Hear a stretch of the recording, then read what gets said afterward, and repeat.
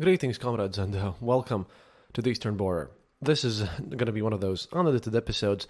We're coming back to our newest format after all, because, oh boy. And if you're wondering, why am I posting 2 episodes today? Well, yeah, because I just posted the interview with Dylan Burns a few hours ago, mind you, because that was interesting collaboration there. Well, back then I did not know that I need to do a news episode as well. Well, I did, but I thought this might wait or something, but yeah, basically what happened is that the news are just too big, so if you, after listening to this episode, want to know something more about the current events, I'll be probably not sleeping and on Twitter. And tomorrow, by the way, I'm going to go on the Telegraph podcast, where I was supposed to talk about my article, and we're going to talk about that too, but a lot about today's episode subject as well. But all in all, if you don't want to catch up there and you're just ready to wait for the next episode, you can always check out that interview. And I really hope you will. It was a really great talk with Dylan, and I truly enjoyed everything. But to see the events that happened today, well, yeah, they were just too big to not make an episode about. So I'm super tired. I've been working all day long. It's about close to 2 a.m. in the morning as I'm recording this. It's not going to be very pretty, but it had to be done. Please forgive me, everyone who is just listening to this after a while has passed.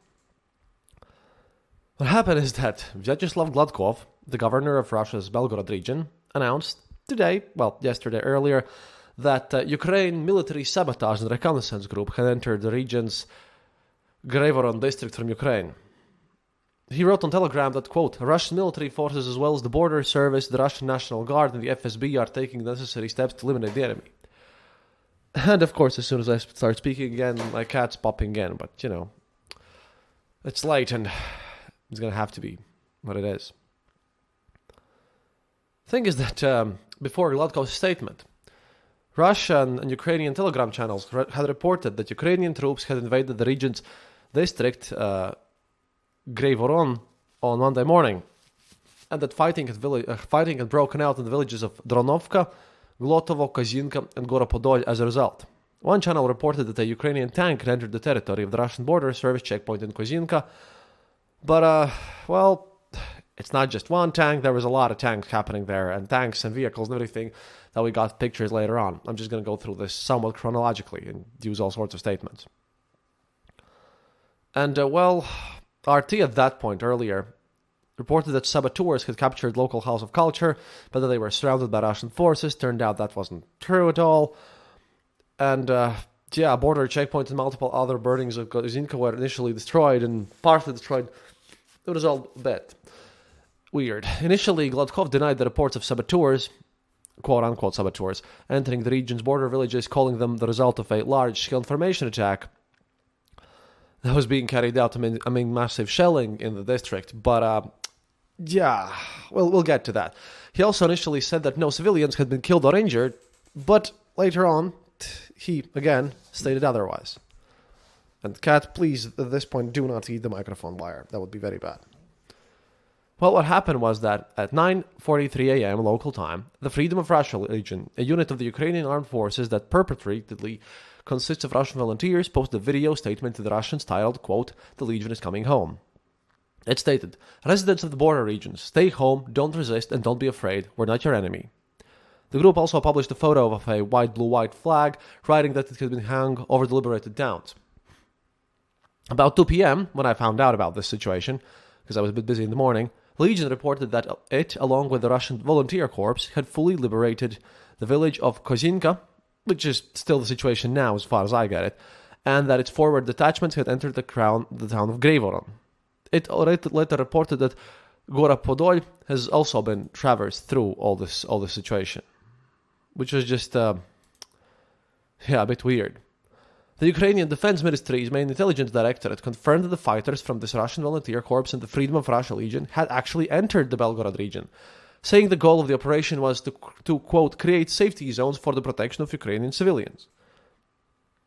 Quote, Ukrainian military intelligence spokesman Andriy Yusov said, the events in the Belgorod region and other border territories are a consequence of Putinist Russia's full-scale invasion and aggressive war against Ukraine. Yes, Russian citizens, namely Russian Volunteer Corps and Freedom of Russia forces, have assumed responsibility for these events. In my view, we can only commend the decisive actions of the opposition-minded citizens of Russia who are prepared for armed conflict against the criminal Putin regime.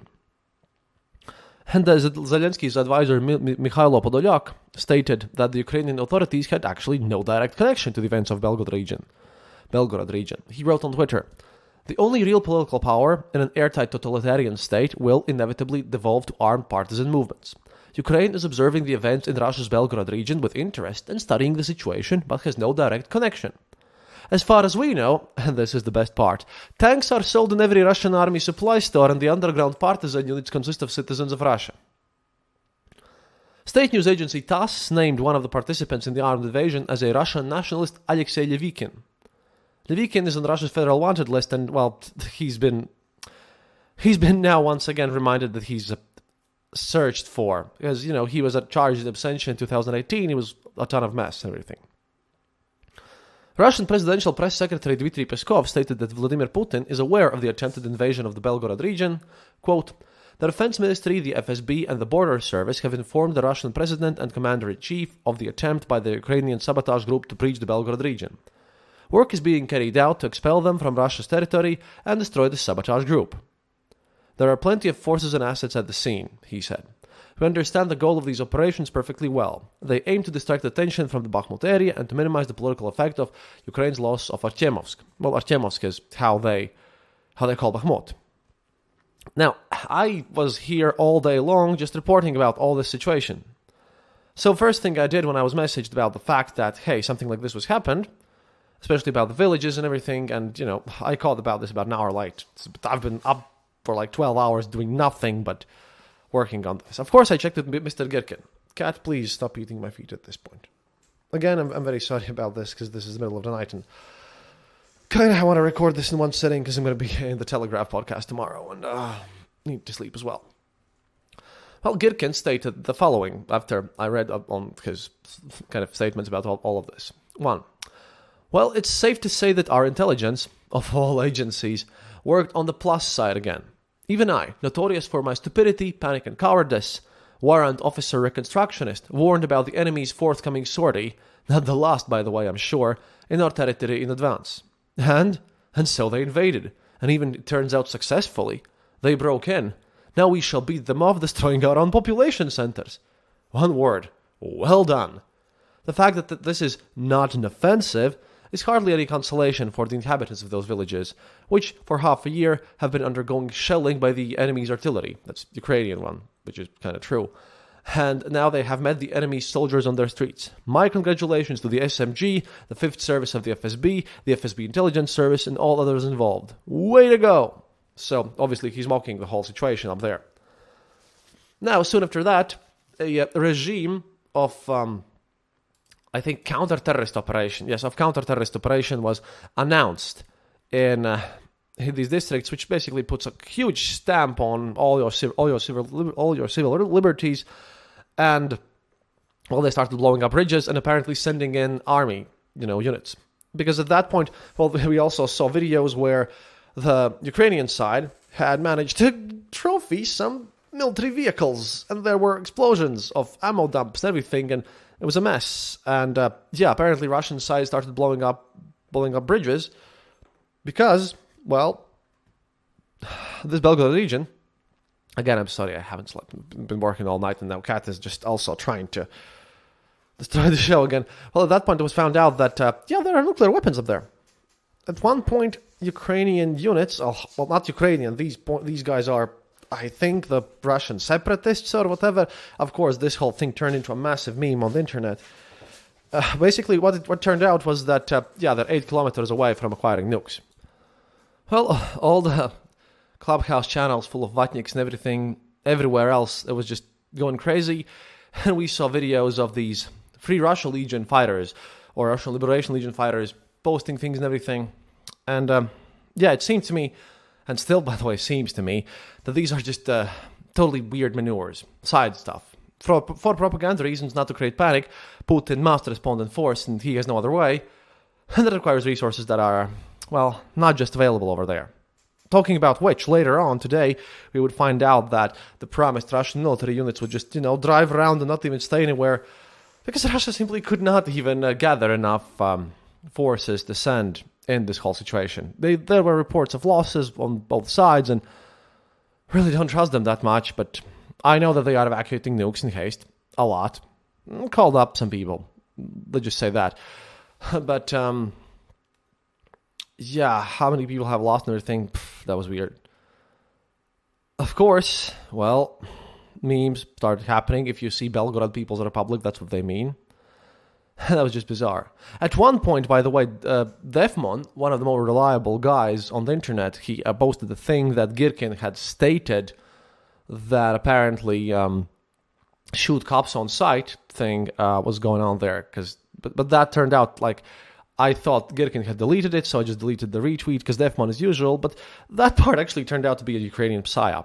Yeah, because I checked how the tweet was made, and yeah.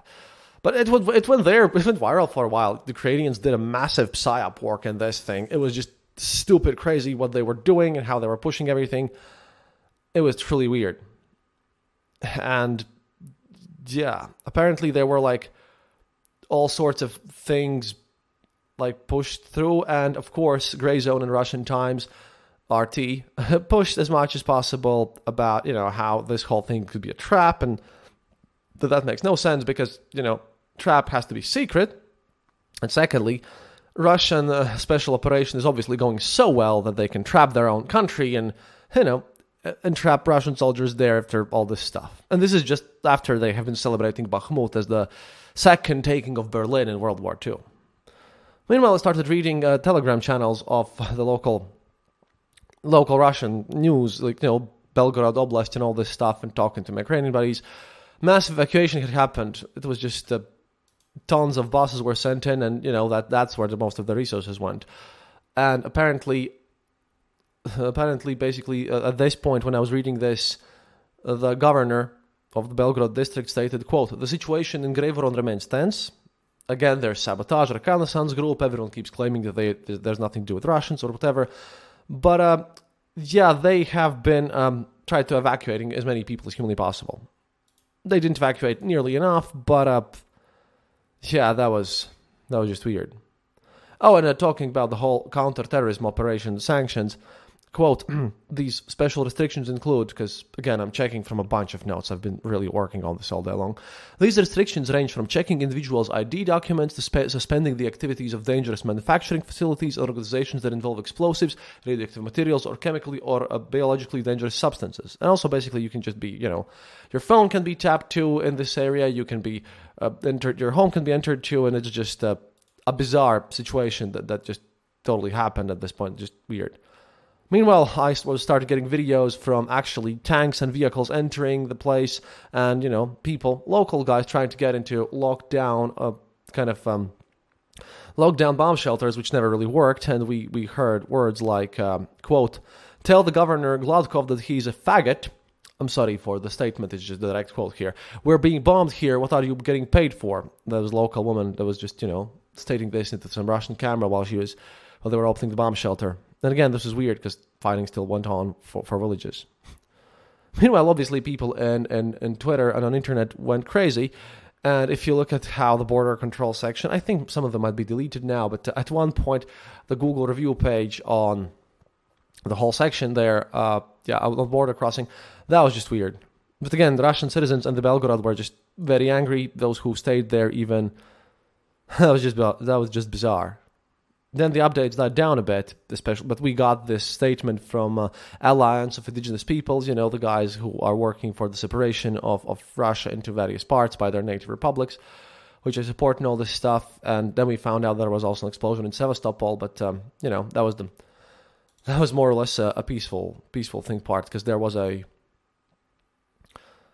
basically a thing that explosion happened on the Kerch Bridge. It was just bizarre all over.